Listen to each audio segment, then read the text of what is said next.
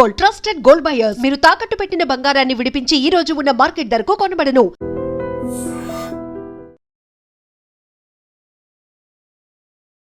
Welcome to I dream. Cine నటి ప్రత్యూష కేసులో సిద్ధార్థ రెడ్డికి సుప్రీంకోర్టులో చుక్కెదిరింది.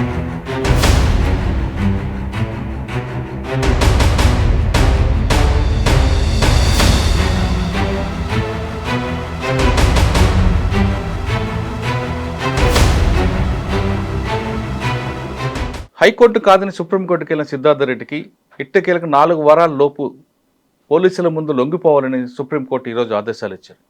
అసలు ఆ రోజు ఏం జరిగింది, సిద్ధార్థ రెడ్డికి ప్రత్యూషకి ఏ విధంగా పరిచయమైంది, వాళ్ళిద్దరూ ఎందుకు పురుగుల మందు తాగారు, ఏం జరిగింది విషయాన్ని ప్రత్యూష కేసులో ఫస్ట్ నుంచి ఫాలో అవుతున్న డాక్టర్ నారాయణ రెడ్డి గారు, ఉస్మాన్ యూనివర్సిటీ రిటైర్డ్ ప్రొఫెసర్, ఆయన అడుగుదాం. అసలు ఆయన మొత్తం ఎపిసోడ్ అంతా తీసుకుంటే ఆయనకు చాలా క్లారిటీ కనిపిస్తుంటుంది. సార్ నమస్తే అండి. నమస్తే అండి. డాక్టర్ నారాయణ రెడ్డి గారు, ప్రత్యూష కేసులో మీ పేరు ఒక్కసారి ఫామ్లోకి వచ్చిందండి. అప్పటికీ ఉంది, కానీ ఆ కేసులో డాక్టర్ మునుస్వామి గారు లేనిపోయిన కాంట్రవర్సీలు క్రియేట్ చేయడం, దాన్ని మీరు కాదని చెప్పడం, దాంతో క్లారిటీగా వచ్చింది.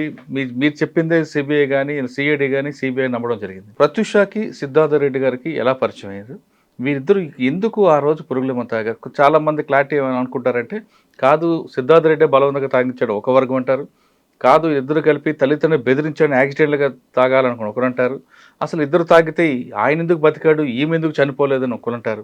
ఇదంతా ఒకసారి మనం వెనక్కి వెళ్లే ముందు, సిద్ధార్థ రెడ్డికి ఎందుకు సుప్రీంకోర్టు వెళ్లాల్సి వచ్చింది, పోలీసుల ముందు ఎందుకు 4 వారాల లోపు లొంగిపోవాలని కోర్టు ఆదేశాలు? నాకున్న ఇన్ఫర్మేషన్ ప్రకారం ఇంతకు మునుపు సిద్ధార్థ రెడ్డి మీద ఆత్మహత్యకు ప్రయత్నించినాడు అనే కేసును సుప్రీంకోర్టు కొట్టేసింది. అది నాకున్న ఇన్ఫర్మేషన్. అయితే డాక్యుమెంట్స్ నేను చదవలేదు, ఎవరో వాళ్ళకి తెలిసిన వాళ్ళు చెప్తే. ఇంకోటి, ఆత్మహత్యకు అమ్మాయిని ప్రోత్సహించాడు అనేది కరెక్ట్ కాదనింది 306 అప్పుడు 306. ఇంకోటి, ఆత్మహత్యకు ప్రయత్నించటము 309 ప్రకారం శిక్షార్హమైన నేరం, 1 సంవత్సరం సింపుల్ ఇంప్రిజన్మెంట్.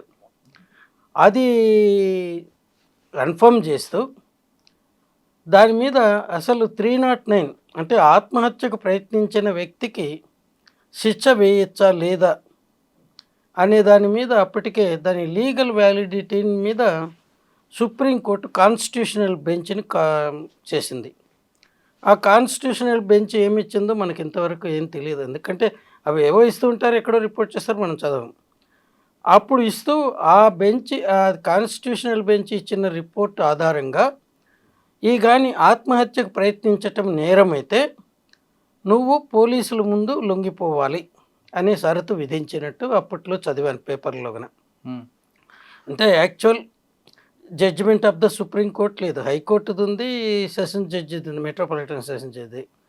తర్వాత అది సో దీంట్లో వాళ్ళు ప్రోత్సహించాడు, ఆ అమ్మాయిని కంపెల్ చేశాడు అనే దానికి ఎందుకు నిరాధారమైనదిగా భావించుంటారంటే, వాళ్ళు కొనుక్కునింది ఒక పురుగుల మందు నువాక్రాన్ అనే పేరుతో 300 ml. 300 ml అంటే మన గ్లాసు మామూలుగా 200 నుంచి 250 ml కెపాసిటీ ఉంటుంది. ఒక గ్లాస్ కంటే కొద్ది ఎక్కువ ఆ పాయిజన్ ఆ బాటిల్లో ఉంటుంది. అది కూడా కొంచెం తీసుకొని, ఏది 1.5 లీటర్ కోకోకోలా డ్రింక్లో కలుపుకొని, అది మొత్తం కలుపుకోలేదు, మిగతాదంతా సగం బాటిల్కు అట్లే పాయిజన్తో పాటు దానికి బాగా మూత పెట్టి జాగ్రత్తగా అక్కడ మున్సిపల్ కుప్పదొడిలో వేసేశారు. అంటే కొనుక్కుంది ఎక్కడంటే బషీర్బాగ్లోనా? కాదు, ఇది హైదర్గూడలో. అదే బషీర్బాగ్ నుంచి ఓల్డ్ ఎమ్మెల్యే క్వార్టర్స్ మీద ఎరువులు షాపులు ఉంటాయి, అక్కడ కొనుక్కున్నారనేసి. ఎందుకంటే వాళ్ళ తల్లిదండ్రులు బెదిరించడానిక లేదు నిజంగానే? అదే చెప్తాను దీంట్లో మొత్తం. అంటే ఇక్కడ కొనుక్కున్న తర్వాత 2 క్యాడ్బరీ చాక్లెట్స్ కొనుక్కున్నారు తినడానికి, వాళ్ళిద్దరికి చెరొకటి. తర్వాత 1.5 లీటర్స్ కోకోకోలా బాటిల్స్ 2 కొన్నారు. దాంట్లో ఒకటి ఓపెన్ చేశారు. ఈ బాటిల్స్ ఓపెన్ చేయడానికి ఫిస్కర్ నైఫ్ అని బాటిల్ ఓపెనర్ ఓపెన్ తర్వాత ఈ బాటిల్స్ రెండింటిని ఓపెన్ చేసి వాళ్ళు కేవలం కొద్ది మందు మాత్రమే దాంట్లో కలిపారు. పూర్తిగా గలపలేదు.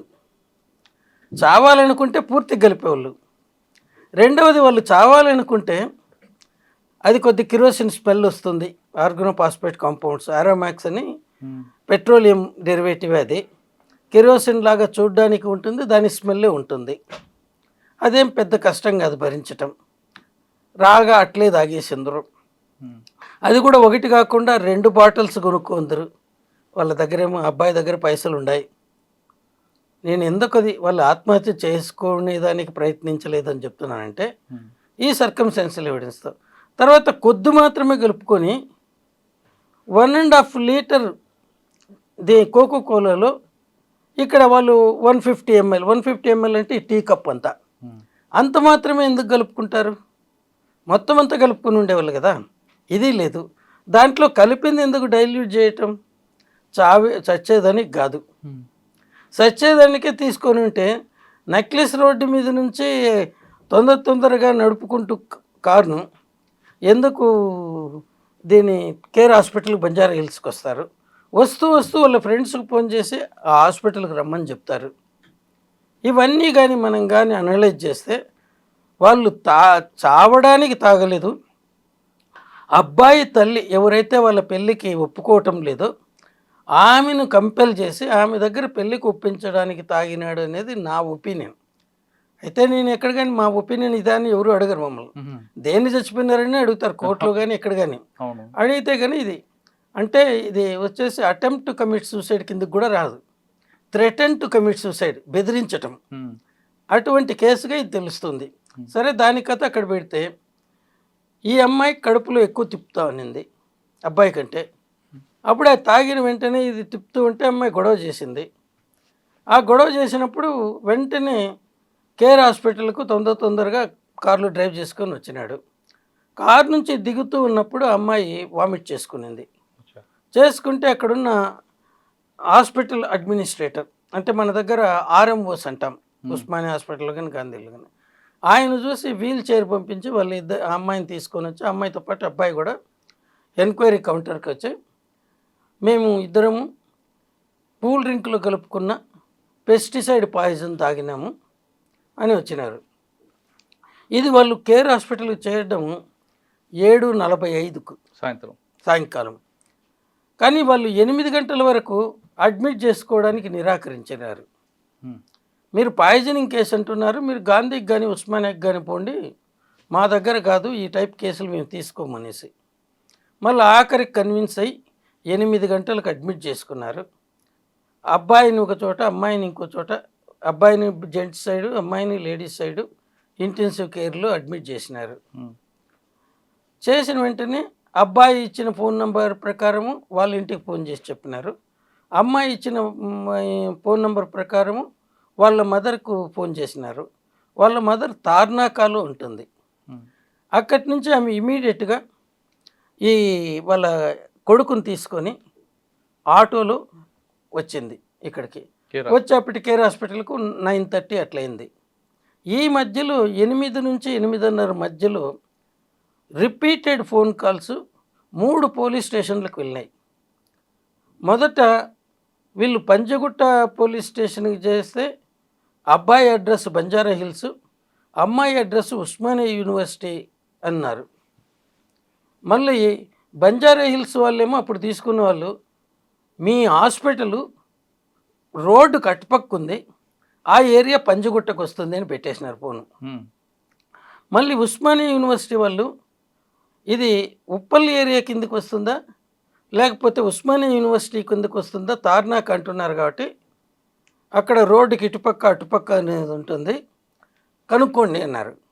అయినా సరే వాళ్ళు 10 గంటల ప్రాంతంలో అక్కడికి వెళ్ళారు. 9:30, 10కి ఒక హెడ్ కానిస్టేబుల్. తర్వాత ఈ అమ్మాయి కండిషన్ చాలా సీరియస్గా ఉంటే 10:30 ఆ మధ్యలో రాత్రి వీళ్ళు ఒక జీప్లు ఇచ్చి వాళ్ళ వెహికల్ ఇచ్చి కారు 3 పోలీస్ స్టేషన్లకు అడ్రస్ చేసిన లెటర్స్ని పంపించారు కేర్ హాస్పిటల్ నుంచి. బంజారా హిల్స్ వాళ్ళు అబ్బాయి దానికి తీసుకెళ్ళి అక్కడ ఏఎస్ఐని పంపించారు ఇది చూసి రమ్మని. ఆయన చూసి ఆ అబ్బాయి నోట్లోన ముక్కుల్లోన గొట్టం ఉంది, మాట్లాడగలిగే పరిస్థితిలో లేడు అని రాసుకొని పోయినారు. అప్పుడే హాస్పిటల్ వాళ్ళు అదిగో ఈ అమ్మాయితో పాటు పాయిజన్ తీసుకున్న అబ్బాయి ఆ పక్కనే ఉన్నాడు చూడండి అంటే వాళ్ళు తిట్టిపోయినాడు.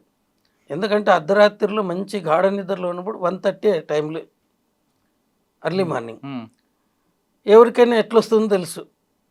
అనవసరంగా వీళ్ళు పంపాలన్నా కూడా అబ్బాయి మాట్లాడేట్టుగా ఉంటేనే చేయాల, లేకపోతే ఒక ఇన్ఫర్మేషన్ ఇవ్వాలి ఇట్లా అడ్మిట్ అయినారని. అంతేగాని వాళ్ళు వచ్చేది దేనికి? వాళ్ళని అడిగి ఎట్లా తాగినారో, ఎందుకు తాగినారో, ఏమైందో కనుక్కోవడానికి.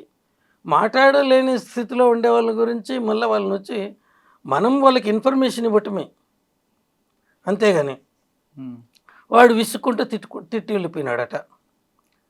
తర్వాత ఉస్మానియా యూనివర్సిటీ వాళ్ళు పోయేప్పటికీ ఈ అమ్మాయితో పాటు సాయంకాలం హెయిర్ డ్రెస్సింగ్ కోసరం ఇక్కడ రాజీవ్ గాంధీ సర్కిల్ దగ్గర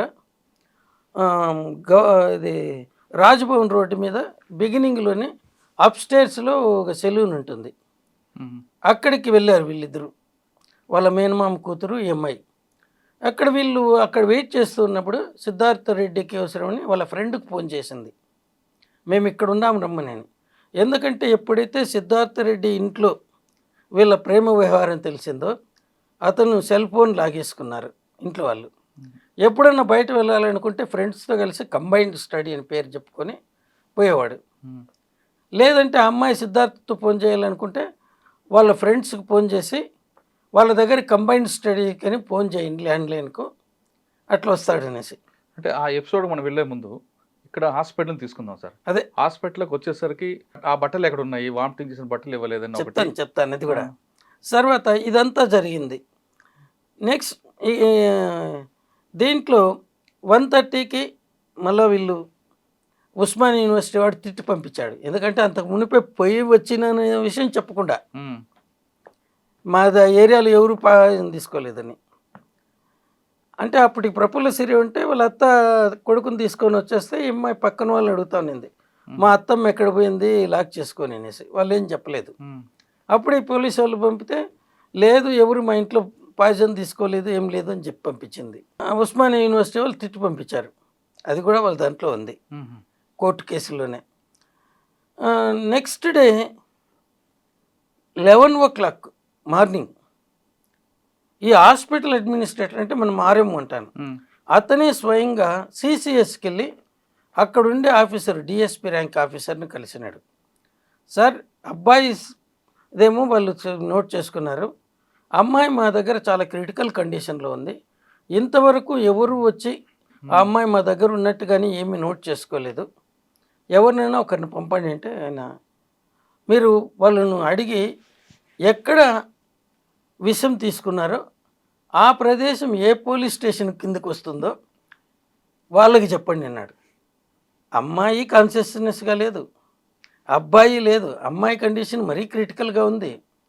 అటువంటి పరిస్థితుల్లో మన పోలీసు వ్యవహారం ఇలా ఉంది. అతను అట్లా మాట్లాడుతూ ఉన్నప్పుడు 11:45కు ఫోన్ వచ్చింది ఆర్ఎంకు, అమ్మాయి చనిపోయిందని.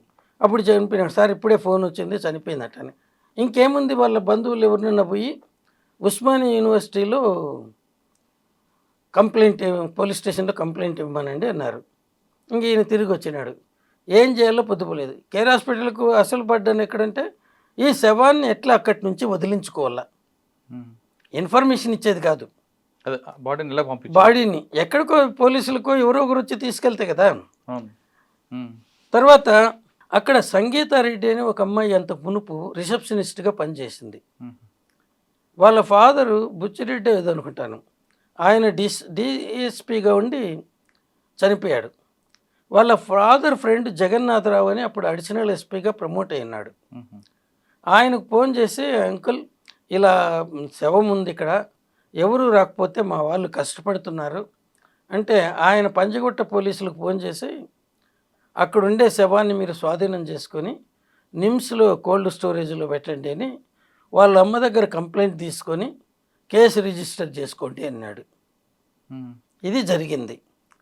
ఆ మరుసటి రోజు సాయంకాలం ఆ బాడీని పోస్ట్మార్టం పెట్టారు. ఇది తర్వాత దాంట్లో ముందు రోజు సాయంత్రం 7:30కి వస్తే నెక్స్ట్ డే 11:30కి ఆవిడ చనిపోయింది.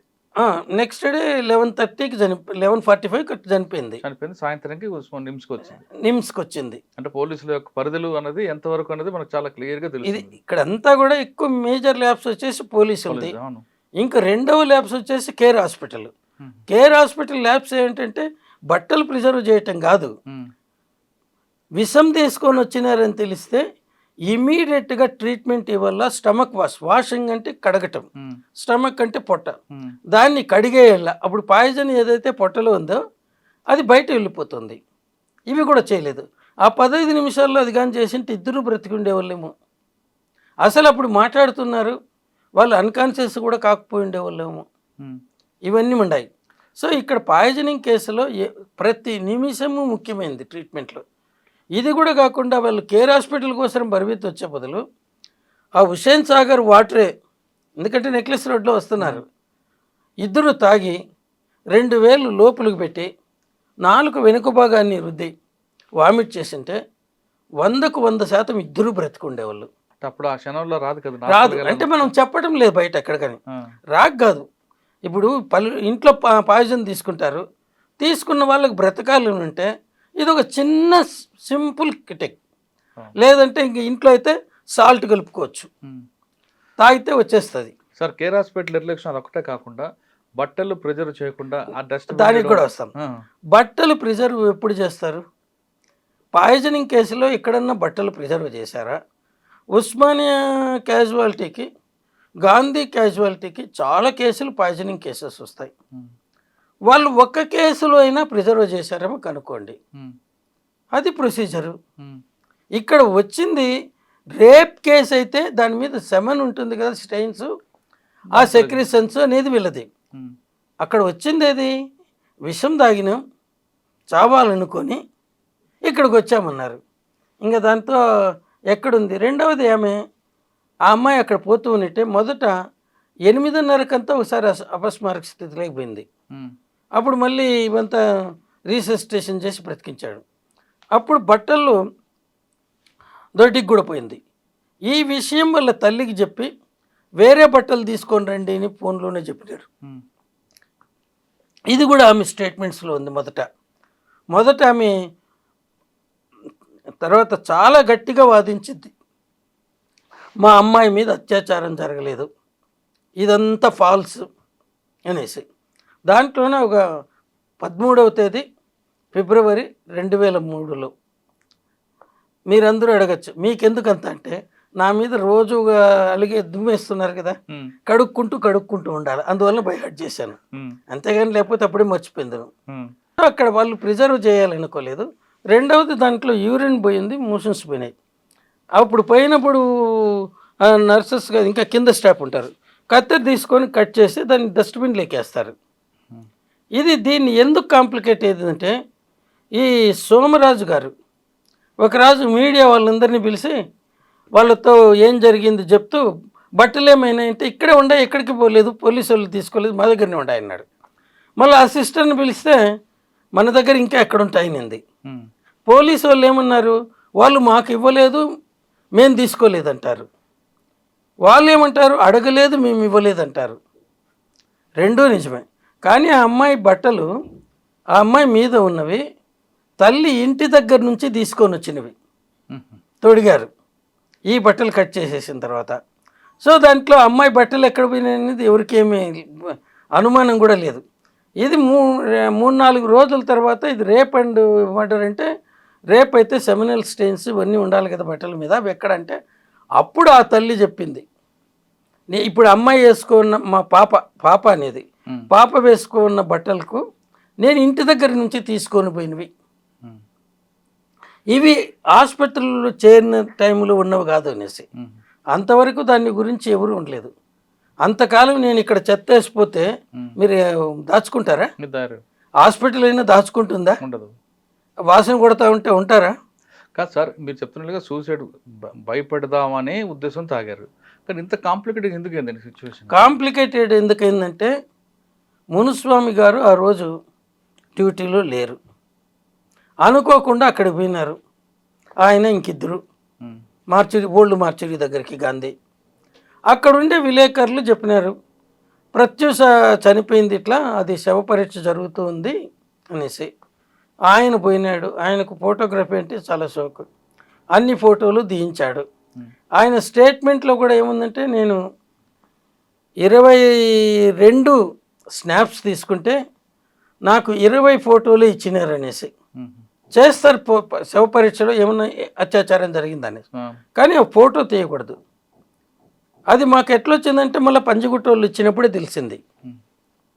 సో దీనిలకు ఆ 2 ఫోటోలు ఆయనకి ఇచ్చినకూడదు, అంతే కదా. బయట పోతే అమ్మాయి పరువు పోతుంది, ఆ తల్లి మనసు దెబ్బతింటుంది, వాళ్ళ బంధువుల మనసు దెబ్బతింటుంది, వాళ్ళ ఫ్రెండ్స్ మనసు దెబ్బతింటుంది. సో దీనివల్ల పోలీసులు మునుస్వామి చెప్పే దాంట్లో 20 ఇచ్చినాడని ఇన్ రైటింగ్ సబ్మిట్ చేసినాడు. 22 స్నాప్స్ తీసుకున్నారని. ఆ 2 స్నాప్స్ నేను అనుకునేది ఉండొచ్చు. సో దానిలో చూపడానికి ఉంటుంది, బయట లేదు. కాదు, ఎందుకు కాంప్లికేట్ ఎందుకు చేసుకొచ్చాడండి ఆయన? నేను ఇంకా చెప్పద్దు. ఆయన 79లో ఎండీలో జాయిన్ అయినాడు, కంప్లీట్ చేయకుండా వెళ్ళాడు. అది ఎందుకని అడగద్దు. తర్వాత ప్రైమరీ హెల్త్ సెంటర్ మెడికల్ ఆఫీసర్గా చేరాడు, నల్గొండ డిస్ట్రిక్ట్లో ఉన్నాడు. అక్కడి నుంచి మళ్ళీ ఉస్మానియాకు ట్యూటర్గా వచ్చాడు మా డిపార్ట్మెంట్కు. అప్పుడు గోవిందయ్య గారు అని హెడ్ ఆఫ్ ది డిపార్ట్మెంట్ ఉండేవాడు 90లో.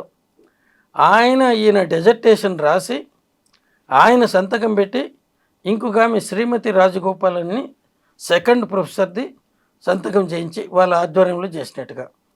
అప్పటి ఉన్న రూల్స్ ప్రకారం 1 year పైన గ్యాప్గానే ఉంటాయి. అంటే 3 years లోపల డెజర్టేషన్ కంప్లీట్ చేసుకోకపోతే వాళ్ళు మళ్ళీ యూనివర్సిటీకి రాసి ఇంకొక 1 year పీజీ కోర్సు ఎక్స్టెండ్ చేయించుకోవాలా. అంటే నిబంధనల ప్రకారం రాలేదు. తర్వాత అసలు గోవిందయ్యకు సంబంధం లేదు. గోవిందయ్య ఉన్నప్పుడు ఆయన పీజీ స్టూడెంట్ కాదు. అండ్ శ్రీమతి రాజగోపాలన్ ఆయనకు పీజీ కోర్సులో క్లాస్మేట్. అంటే నేను ఎందుకు అలా రాసిన అంటే అది ఎంత కాంప్లికేట్. ఆయన కూడా చనిపోయాడు కదండి. ఆయన రోడ్ యాక్సిడెంట్లో చనిపోతే ఇక్కడ గాంధీ భవన్కి ఎదురుగుండా మా వాళ్ళు కొద్దిమంది నా మీద కూడా అబండాలు వేయడానికి చూసినాను. నేను డ్రైవర్కి పైసలు ఇచ్చి చంపించాను అని. ఆయన నాకు దూరపు బంధువు అవుతాడు, ఆయన వైపు మా బంధువునేసి అట్లా. సో ఆయన అంటే ఆయన ఎప్పుడు సేవ్ చేయాలనేది నా మనసులో ఎప్పుడు ఉండేది. ఆయన ఎంత చేసినా ఆయన డెడ్ బాడీ కూడా 2 రోజులు మార్చిలో ఉంది, ఎవరు తీసుకెళ్ళండి లేక. ఎవరిది? మునుస్వామిదా? అది నాకు తెలియదు, నేను అప్పుడు మదనపల్లిలో ఉన్నాను. 2 రోజులు ఎవరు రాక నిమ్స్ మార్చిలో పెట్టారండి. గాంధీ హాస్పిటల్ దగ్గర బషీర్బాగ్ చౌరస్తా, బషీర్బాగ్ కాదు, నాంపల్లి దగ్గరలో రోడ్ యాక్సిడెంట్ చనిపోతారండి. ఇంకా ఇక్కడ అన్నిటికంటే కాంప్లికేట్ చేసింది పంజగుట్ట పోలీసు వాళ్ళు. ఇక్కడ పూర్తి పేరు తెలీదు, ఆయనకు మునుస్వామికి పడేది కాదట. ఇది ఎంవి కృష్ణారావు గారు అప్పుడు కమిషనర్గా ఉన్నతను రివీల్ చేసినాడు. దాంట్లో కృష్ణారావు కమిషనర్, పల్లె రామారావు గారు ఏసీపీ ఇక్కడ. ఆ పి రామారావు గారు నాకు ఒక అప్లికేషన్ పంపించాడు, అది డ్రాఫ్ట్ చేసినది కూడా ఇక్కడ ఉంది. అది ఎట్లా చేశాడంటే ఆయన నన్ను అడిగిన ప్రతి ప్రశ్నకు సమాధానం రాస్తూ అవును కదా అన్నట్టు అన్నాడు. ఇన్వెస్టిగేటింగ్ ఆఫీసర్ అట్లా రాయడానికి లేదు. ఈవెన్ పబ్లిక్ ప్రాసిక్యూటర్ కూడా ఆ ప్రశ్నలు అడగాల్సింది కాదు. ఓన్లీ డిఫెన్స్ కౌన్సిల్ మాత్రమే లీడింగ్ క్వశ్చన్స్ అంటారు అడగాల. ఆఖరికి మునుస్వామి దాని మీద ఈయన 28వ తేదీ ఫిబ్రవరి 2003లో మాకిస్తే మార్చి 2వ తేదీ కంప్లైంట్ ఇచ్చినాడు. తర్వాత దీంట్లో similar application was copies of this or submitted to the head of the department of forensic medicine Gandhi medical college, to the head of the department of Kakatiya medical college. అది చూస్తూ ఉంటే నేను పక్కన పారేశాను, ఎందుకంటే ముగ్గురము రెడ్డిసే. ఇక్కడ రాజగోపాల్ రెడ్డి, అక్కడ రవీందర్ రెడ్డి, ఇక్కడేమో ఉస్మానియాలో నారాయణ రెడ్డి. అంటే ఎంత మాత్రం కామన్ సెన్స్ ఉందో చెప్పండి. అటువైపు సిద్ధార్థ రెడ్డి, అదే నేను సిద్ధార్థ రెడ్డి ఉన్నాడని ఎప్పుడైతే చంద్రబాబు నాయుడు గారు సీఎంగా 3 member కమిటీని అపాయింట్ చేయాలో, ఒక ఫారెన్సిక్ మెడిసిన్ ప్రొఫెసర్ను, ఒక గైనకాలజీ ఆబ్స్ట్రిక్స్ ప్రొఫెసర్ను, 2 ఫారెన్సిక్ మెడిసిన్లు వాళ్ళ వేయాలంటే అప్పుడు రమేష్ అనేసి మాకు డైరెక్టర్ ఆఫ్ మెడికల్ ఎడ్యుకేషన్ ఉన్నాడు. ఆయన ఫోన్ చేసి నారాయణ రెడ్డి గారు ఇట్లా అడిగినారంటే నేను 2 కండిషన్లు పెట్టాను. సిటీ నుంచి ఎవరు కానీ ఉండకూడదు, దాంట్లో రెడ్డి సర్నేమ్ ఉండేవాళ్ళు ఎవరు కానీ ఉండకూడదు. అంటే ఎందుకన్నాడు. అబ్బాయి రెడ్డి, మేము ఎవరైనా ఉంటే మేము ఎంత హానెస్ట్గా ఉన్నా మమ్మల్ని ఎవరు నమ్మరు, కాబట్టి ఉండడానికి లేదు అని నేను 3 పేర్లు ఇచ్చినాను. కర్నూలు నుంచి ఓబులేశ్ అనే అతన్ని, విజయవాడ నుంచి విజయ్ కుమార్, ఓబులేశ్ ఎస్సీ, విజయ్ కుమార్ కమ్మ, ఇంకొక అతను నరసింహం అని వైజాగ్, ఆయన బ్రాహ్మణ్, కావాలని చూజ్ చేసుకున్నాను. తర్వాత నరసింహం ఆయన వచ్చేటప్పుడు వైజాగ్ నుంచి నారాయణ రెడ్డి ఎందుకు లేడు అన్నాడు. ఆయన చెప్తే అప్పుడు రమేష్ గారు, సార్ ఆయనే చెప్పింది ఇది, తను ఉండనన్నాడు. రమేష్ గారా? కాదు, మా director of medical education, ENT surgeon Kurnool నుంచి, అప్పుడు డైరెక్టర్గా ఉన్నాడు. ఆయన నారాయణ రెడ్డే వద్దన్నాడు, ఆయన పేరు వద్దన్నాడు, దీంట్లో పొరపాటును కూడా పెట్టద్దండి అన్నాడు, నా చేత కాదు నిందలు భరించటం అపవాదులు భరించటం అన్నాడు. ఎందుకంటే ఆల్రెడీ ఆ రిపోర్ట్ వీళ్ళు 28వ తేదీ నాకు తెచ్చిచ్చారు, మాకు 28, 20 తర్వాత మార్చి 1, 2 ఒక ఎగ్జామ్ జరుగుతున్నది, యూనివర్సిటీ ఎగ్జామ్స్ ప్రాక్టికల్స్గా. వీళ్ళని 3వ తేదీ రండి ఇస్తానన్నాను, తెచ్చిచ్చిన అతనికి. ఈ పల్లి రామారావే వచ్చినాడు అంటే సరే వెళ్ళని పోయినాడు. నేను అదే రోజు మా ఉస్మానియాలో గెస్ట్ హౌస్ ఒకటి ఉంటుంది, దాంట్లో మేము ఎగ్జామినర్స్కి పార్టీ ఇస్తున్నాం. రాజగోపాల్ రెడ్డికి ఫోన్ చేసినాను గాంధీ నుంచి, మీ అక్కడ మునుస్వామి 2వ professor, Gandhi Rajagopal Reddy head of the department, me external తీసుకొని మీరు కూడా రండి అంటే, తనకేదో పని ఉంది మునుస్వామి ద్వారా వాళ్ళని పంపుతానని అన్నాడు. నేను అంటానంటే 3వ తేదీ రమ్మన్నావాటి కదా, మేము వస్తున్నాం అన్నాడు. ఎందుకన్నాను, మీకు ఇచ్చిందే దాని కాపీలు మా ఇద్దరికి ఇచ్చినాడు, నాకు రవీందర్కి అన్నాడు. అంతవరకు నేను ఏం చదవలేదు, తర్వాత చదివి చూస్తే అది రవీందర్ రెడ్డి గారి ఇది అనేసి డ్రాఫ్టింగ్ కూడా ఆ క్వశ్చన్స్ తెలిసింది. ఇంక పక్కన పారేశాను, పెద్ద ఇష్యూ అవుతుందని. అయినా సరే దీంట్లో ఇరికించి ఈ రోజుకు నన్ను చంపుతున్నారు. ఎన్ని సంవత్సరాలు పట్టింది సార్? 2002 ఫిబ్రవరి 23న అమ్మాయి పాయిజన్ తీసుకునింది, 24లో చనిపోయింది, 25లో పోస్ట్ మార్టం అయింది, ఇప్పుడు 26. మీరే చెప్పండి, 24 ఏండ్లు. ఇప్పుడు లైఫ్ సెంటెన్స్ వేసినా కూడా సాధారణంగా 14 ఏండ్లు వదిలేస్తారు.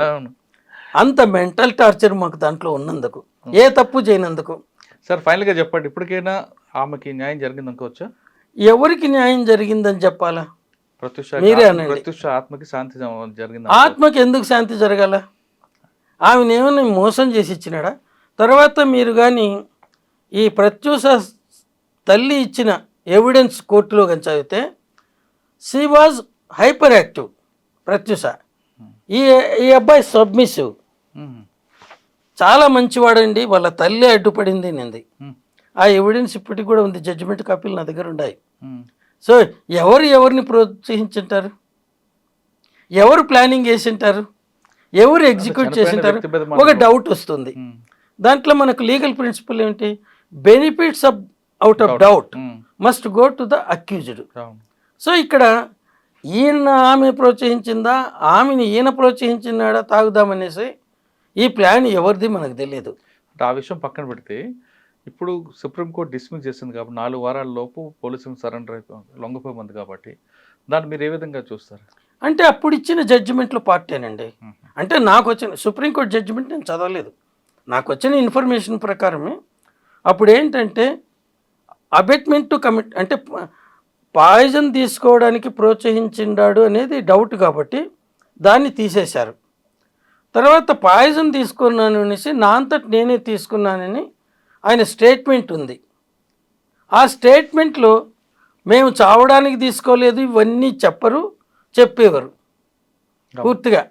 సో నేను తీసుకున్నాను మా అంతటి మేమిద్దరం అని ఉంటుంది. సో నేను సూసైడ్ చేసుకోవాలనుకున్నాను. సూసైడ్కి అటెంప్ట్ చేసి నీ కర్మజాలకు బ్రతికితే శిక్ష అనుభవించు. ఎంటైర్ ఇండియన్ పీనల్ కోడ్లో 511 సెక్షన్స్ ఉంటాయి. మళ్ళీ దాంట్లోకి ఏబిసిడీలు చేర్చారు కొత్తగా.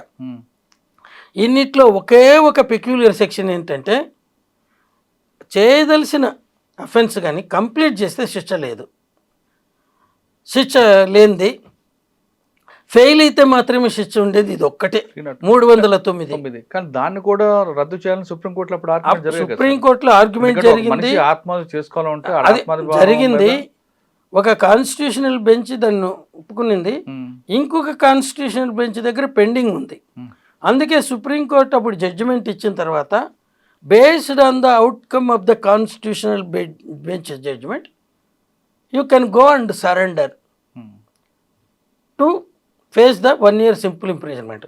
ఆ సింపుల్ ఇంప్రిజన్మెంట్ కూడా 1 year ఉండడు అబ్బాయి, ఉమ్, ఎందుకంటే సస్పెక్ట్గా ఆల్రెడీ జైల్లో ఉన్నాడు కదా కొన్ని నెలలు, అవును, ఆ పీరియడ్ తీసేస్తారు. ఉమ్, ఇంకుంటే మొత్తం అంటే 3-4 నెలలు ఉంటుంది అంతే, అవును, అంతే, అది కూడా సింపుల్ ఇంప్రిజన్మెంట్. ఉమ్, సో దానికి ఆయన అప్పుడే ప్రిపేర్ అయి ఉన్నాడు.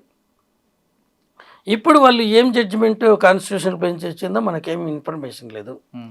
సో ఈరోజు జడ్జిమెంట్ కాపీ ఇంకా బయట రాలేదు, ఎవరికి వాళ్ళు ఊహాగానాలు అదే చక్కర్లు కొడుతున్నాయి. ఇప్పుడు ఫైనల్గా మీరు చెప్పేది ఏంటంటే ప్రత్యూష ఆత్మ బతకకుండా ఉండడానికి 3-4 వ్యవస్థల్లో కారణాలు. ఒకటి పోలీసు, 2 హాస్పిటల్, 3 డాక్టర్. 164లో పోలీసులు రికార్డ్ చేస్తారు, దానికి అడిషనల్గా కింద ఇంకో సెక్షన్ పెట్టినారు, అక్కడ పెట్టిండకూడదు. అక్కడ విక్టిమ్ని ఎలా ఎగ్జామిన్ చేస్తూ ఉండారని దీంట్లో డాక్టర్ ఇచ్చే opinion must be substantiated with the facts observed అని ఉంది. సో ఇక్కడ మునుస్వామి గారు ఒపీనియన్లో మునుస్వామి గారు ఒపీనియన్ ఇవ్వలేదు, ఆయన ఒపీనియన్ ఇచ్చేసినాడు, గొంతు బిసికి చంపేసినారని. ఫస్ట్ ఒపీనియన్ అదే. రెండోది however viscera preserve to rule out poisoning if any, poisoning కేసుగా తెచ్చాడు, దాంట్లో పాయిజన్ ఉన్నట్టుగా స్టమక్ కంటెంట్స్లో ఉండదు. ఈ గోవిందయ్య గారు డ్రాఫ్ట్ చేసిన లెటర్లో కూడా ఒక పారాగ్రాఫ్లో అదే ఉండదు. Thick viscid liquid, abnormal odour with congestion of mucosa, అవన్నీ ఏదో రాసినారు. Signs of poisoning, forensic science రిపోర్ట్లో పాయిజన్ ఉందని రాసినారు. This all suggest poisoning, death due to poison. ఇవి కాకుండా గ్యాంగ్ రేప్ జరిగి ఉండొచ్చు అని కూడా ఆయన స్టేట్మెంట్ ఇచ్చాడు కదా అప్పుడు మునుస్వామి గారు. ఇంకా దాని గురించి మాట్లాడొద్దండి. ఈయన లోపలికి వచ్చి ఇక్కడ ఉండే థెరపెటిక్ ఇంజురీస్ను అవి రేప్ కేసులో జరిగిండేటివి అనుకొని, థ్రాట్లింగ్లు గొంతు బిసి చంపితే అయిండేటివి అనుకొని అన్నాడు. అప్పుడు అక్కడ ఇంకొక అసోసియేట్ ప్రొఫెసర్ ఉన్నాడు తక్యుద్దీన్ అని, ఈయన వెళ్ళగొట్టాడు. ఈయన ప్రొఫెసర్ అయినా కూడా సాబ్ ఆప్ మత్ బాత్ కరో ఇధర్ అనేసి. ఈయన బయట పోతూ మీడియా వాళ్ళు ఉంటే రేపు చేసి గొంతు బిసికి చంపేసినారు అన్నాడు. ఇవి జరిగింది. ఆయనకేంటంటే ఏది ఆలోచించడు, ఆలోచించే శక్తి కూడా లేదు. దాని పరిణామాలు ఎలా ఉంటాయో తెలియదు. 22 సంవత్సరాలు అనిపించారు. నేను అనిపిస్తున్నాను, ప్రత్యూష అనిపించలేదు, ప్రత్యూష మదరు అనిపించలేదు. అందరూ మేము 3-3 కమిటీలు అయితే, ఆ కమిటీలు ఉండే ఒక్క సెంటెన్స్ కూడా నాది కాదు, ఎందుకంటే ఐ వాజ్ టూ రిలక్టెంట్. దీనిలో అన్నిటికంటే అతి ముఖ్యమైనది డిఎన్ఏ, సిడిఎఫ్డి. వాళ్ళు 21వ తేదీ హైకోర్టు ఆర్డర్ పాస్ చేసింది డిఎన్ఏ టెస్ట్కి చేసి దాని రిపోర్ట్ ఇవ్వమని. సిడిఎఫ్టీకి పోయినప్పుడు ఈ మెటీరియల్ ఎలా కలెక్ట్ చేశారు అనేది వాళ్ళు అడగలేదు. ఫస్ట్ స్టెప్ అది. డిఎన్ఏకి మెటీరియల్ కావాలంటే ఇక్కడ ఒక క్లాత్ కట్టుకోవాలా, తలకు క్లాత్ కట్టాలి. రెండవది చేతులకు డబుల్ గ్లౌస్ వేసుకోవాలి, స్టెరైల్, సర్జరీ చేసేటప్పుడు యూజ్ చేసేటివి. ఎందుకంటే మన చేతితో తాకిన ప్రతిని, అదే స్వాబ్ అనేది, స్వాబ్ అంటే ఏం లేదు, పైన కాటన్ చుట్టడమే, పొరపాటున మన డిఎన్ఏ దానికి అంటుతుంది, అది జరుగుతుంది. రెండవది ఇది స్టెరైల్ స్వాబ్ ఉండాలి. స్టెరైల్ స్వాబ్ అంటే మనకి ఏదన్నా పుండు ఇన్ఫెక్షన్ అయితే గాయము, అది ఇట్లా తీసి పెడతారు. దానికి మైక్రోబయాలజీ ల్యాబొరేటరీలో ఉంటాయి ఇవి, వాళ్ళకు పెట్టి వాళ్ళ దగ్గర నుంచి వాళ్ళకు స్టెరైల్ బాటిల్లో స్వాబ్ పెట్టి పంపిస్తారు. అది తీసుకొని వచ్చి దాంతో చేసి ఫ్యాన్ ఎయిర్ కింద, ఎండకి ఎక్స్పోజ్ చేయకూడదు, హీట్కి సబ్మిట్ చేయకూడదు, ఫ్యాన్ ఎయిర్ కింద ఆరబెట్టి మళ్ళీ ఆ బాటిల్లోనే పెట్టి సీల్ చేసి పంపాలి. ఏమీ చేయలేదా? ఇవి చేశారా లేదా అనేది వాళ్ళకి అనుకోలేదు. అందుకోసమే ఆ రోజు ఈ డిఎన్ఏ 6 మందిలతో ఎవరిదైనా 8 మంది ఎవరిదైనా ఉండొచ్చు అన్నారు. ఆ 8 మందిలో ఒకరు పోస్ట్ మార్టం ఇది సిద్ధార్థ్ రెడ్డి, ఇంకా 5 మంది ఆయన ఫ్రెండ్స్ ఎవరెవరైతే పేర్లు వీళ్ళు తెచ్చారో అవును. వాళ్ళు, ఇంకా 2 మార్చురీ అటెండర్స్. ఉమ్. ఈ 800 ఎవరితోనా టాలీ కాలేదు అనేసి వాళ్ళే ఓపెన్గా నోట్తో చెప్పారు. ఉమ్. ఇది తర్వాత Siddhartha Pratyusha mother DNA sample కూడా కలెక్ట్ చేశారు. అది ఎందుకంటే ఇప్పుడు ఈమె శవం లేదు, ఈమె టిష్యూస్ లేవు. సో అది హైకోర్టు ఆర్డర్లో ఏముందంటే ముందు ఆ ప్రిజర్వ్ చేసిండే స్వాబ్స్ ఆ అమ్మాయినో కాదో తేల్చండి అన్నారు. మదర్ తీసుకున్నా. అది తీర్చడానికి DNA sample of the mother తీసుకున్నారు. ఈ డిఎన్ఏ అనేది క్రోమోజోమ్స్లో వాటిలో జీన్స్ ఉంటాయి, ఆ జీన్స్లో ఉంటుంది. దీంట్లో దాంట్లో ఉండే మదర్ సెల్లో ఉండే దాంట్లో దీంట్లో ఉంటాయి. దాంట్లో ఒకటి టాలీ కాకపోయినా ముందు ఎంఐ డిఎన్ఏ ప్రొఫైల్ తయారు చేస్తారు. అవును. దాంట్లో మదర్ డిఎన్ఏతో కంపేర్ అయ్యేటివి తీసేస్తారు. ఒక్కోసారి డూప్లికేట్ కూడా ఉండొచ్చు, ఫాదర్ది మదర్ది ఒకటేటప్పుడు. ఆమె డిఎన్ఏ మొత్తం వచ్చేసి ఒక సెల్లో ఉండేది ఒక క్రోమోజోమ్లో 46 ఉంటాయి. ఆ 46లో దేంతోనూ ఒక దాంట్లో ఎంఐలో ఉండే వాటిలో సగం టాలీ కావాలి, 23 టాలీ అవుతున్నాయో లేదు కంపేర్ చేసుకున్న తర్వాత సో ఈ శాంపుల్ ప్రత్యూషదే అని మొదట నిర్ధారించుకున్న తర్వాత వీళ్ళలో ఇంక్లూడింగ్ 2 మార్చురీ అటెండర్స్, అవును. ఆ మార్చురీ అటెండర్స్ని పెడితే వాళ్ళంతా పైన ఎక్కడ స్ప్రెడ్ చేసినారంటే వాళ్ళు ఏమన్నా శవం మీద అత్యాచారం చేశారన్నట్టు. శవము ఇక్కడ నిమ్స్ హాస్పిటల్లో ఉన్నాడు అనేది కూడా తెలియదు. అంటే మనం సృష్టించుకోవడానికి ఏమన్నా చేసుకోవచ్చు, ఈ టైప్లో ఉన్నారు. వాళ్ళు ఎవరితోనే టాలీ కాలేదు. ఎవరితోనే టాలీ కాలేదంటే ఏంటి, మా వాళ్ళు శవ పరీక్ష చేసేటప్పుడు కాటన్ ఉంటుంది మార్చురీలు ఎప్పటికైనా.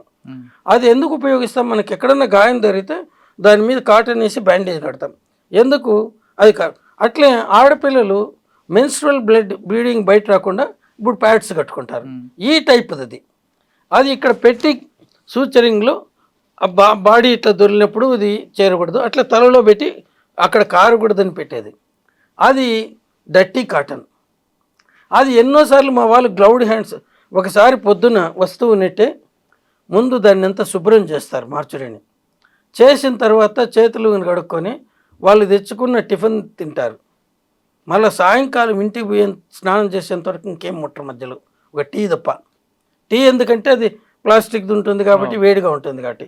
మిగతాది ఏదైనా మీరు ఇచ్చినా కూడా తీసుకోరు వాళ్ళు. మీకు తెలుసు గాంధీ మార్చురీ, ఉస్మానియా మార్చురీ ఎట్లుంటాయో. చూసా. అది ఇంకా దాన్ని నేను ఎక్స్ప్లెయిన్ చేయాల్సిన అదే ఆ కాలంలో కూడా గాంధీ మార్చురీ అయితే ఇంకా వర్స్ట్గా ఉండేది.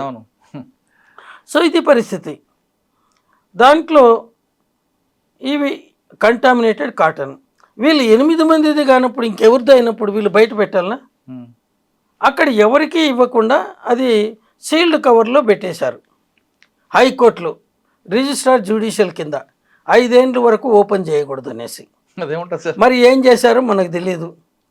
మీకు ఇంత గొడవ చేసే బదులు దాంట్లో ఏముంది అడగచ్చు కదా. ఇది ఏంటంటే మనము ఒక సీక్రెట్ అనుకొని మన మనసులో దాచుకున్నది ఏది, కానీ అది బయటికి ఎక్స్ప్రెస్ చేసేంత వరకు మీ మనసు ఊరుకోదు. ప్రత్యూష కేసులో వ్యవస్థలోని లోపాలు బయటపడ్డాయి అంటున్నారు నారాయణ రెడ్డి గారు. వాళ్ళు తల్లిదండ్రులు బెదిరించడానికి తీసుకున్న పురుగుల మందు బతకాలనుకుని అందరికి ఫ్రెండ్స్కి చెప్పి హాస్పిటల్ రావడం, కొంచెం లేటుగా రావడం, అక్కడ పోలీసులు తమ పరిధి కాదంటూ దాటవేయడం, ఇదొక డిలే అయితే, హాస్పిటల్ డాక్టర్లు స్టమక్ ఫాస్ట్ చేయకుండా కొంత కాలయాపన చేయడం మరొక నిర్లక్ష్యం అయితే, చనిపోయిన తర్వాత గాంధీగా హాస్పిటల్ చేసిన డాక్టర్లు చేసిన ఘనకార్యం, పోస్ట్ మార్టం డాక్టర్లు చేసిన ఘనకార్యం మరింత కాంప్లికేట్ అయింది. దీంతో పాటు కొన్ని విషయాలు జరగడంతో ఇంత రద్దాంతం జరిగినట్లు విషయం చాలా స్పష్టంగా తెలుస్తుంది. మొత్తం మీద తీసుకుంటే తల్లిదండ్రులు బెదిరించాలని యాక్సిడెంట్లుగా తీసుకున్న పురుగుల మందు కథ 24 సంవత్సరాల తర్వాత బయటపడింది. ఇప్పుడు ప్రత్యూష కేసులో జరిగిన వ్యవహారంపై నారాయణ రెడ్డి గారి విశ్లేషణ మరో అంశాల్లో మళ్ళీ కలుద్దాం. అంతవరకు నమస్తే. Thank you very much. ఇప్పటికైనా మీరు బయటపడ్డారు.